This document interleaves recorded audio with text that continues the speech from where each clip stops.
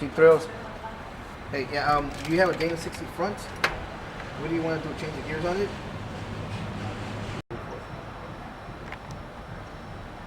Yes.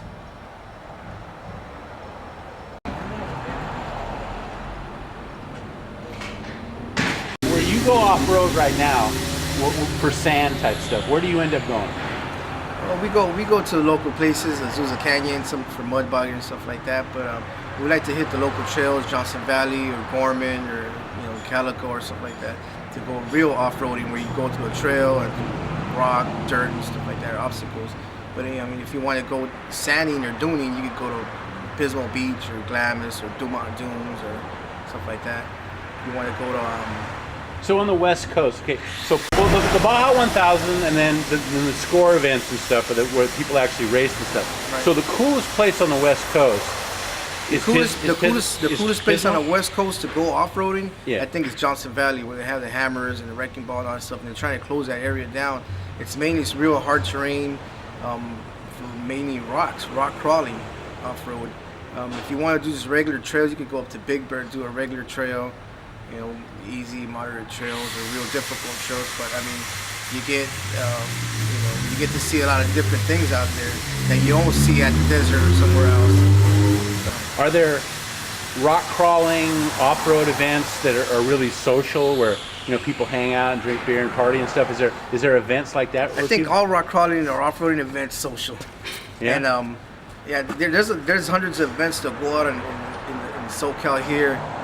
And off-roading, just a few. At the beginning of March, you have Tierra del Sol off-road, where it's one of the biggest events that they put out from the Tierra del Sol off-road Jeep Club there in San Diego.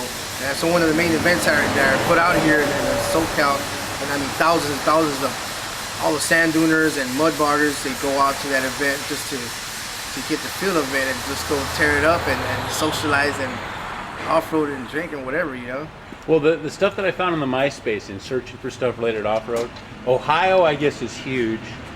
What happened there? Ohio is huge, and Florida's huge for the mud bogging and stuff too, huh? So it is a worldwide thing, though, or is it mostly United States? It's all about where there's mud and water. I mean, water, mud, whatever. And skimpy dressed chicks, though. I noticed that the Ohio stuff, the girls are out of control. A lot of girls are off-roading too. Yeah, there's a lot of girls that are getting involved in off-roading now, and it's not just a guy thing; it's actually a girl thing now too.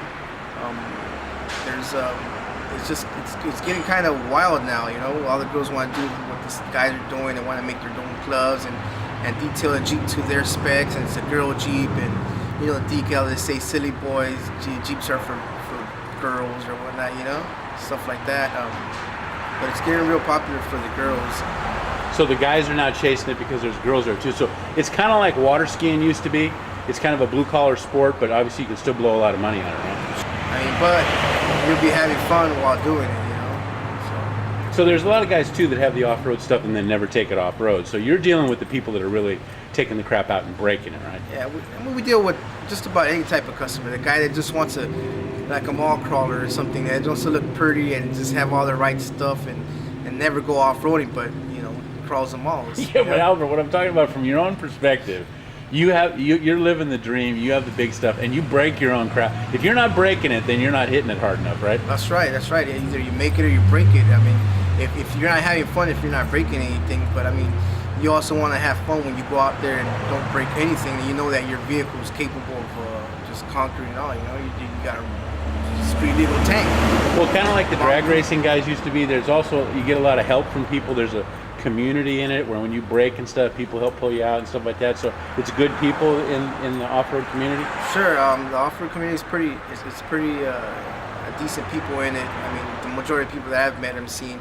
And if you go out to a trail breakdown, I mean, of course you help everybody out there. Or if you need a tool, a part, sometimes I sell parts out of here. And sometimes when I go out to the trails, I'll give away $100 part or $200 or $300 part just to get somebody going out of the trail. And I don't even know the person, but we help everybody out that side of the trail. We never leave nobody behind.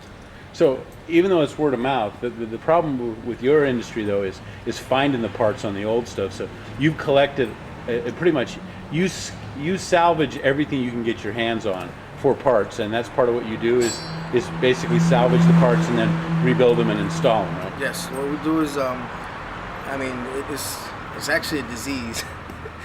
I'm diseased with it. You just collect every single Jeep part that you can. You get your hands on, old or new, and try to salvage it and put it together and sell it to somebody that needs it, at a reasonable price. Not try to ream the person. Try to give them what they want for what they want to pay for. Well, it's an expensive habit, so if you ream somebody, they won't come back to you. Sure. So basically, you're servicing their drug addiction, and they're always going to be upgrading and then let alone breaking stuff. But so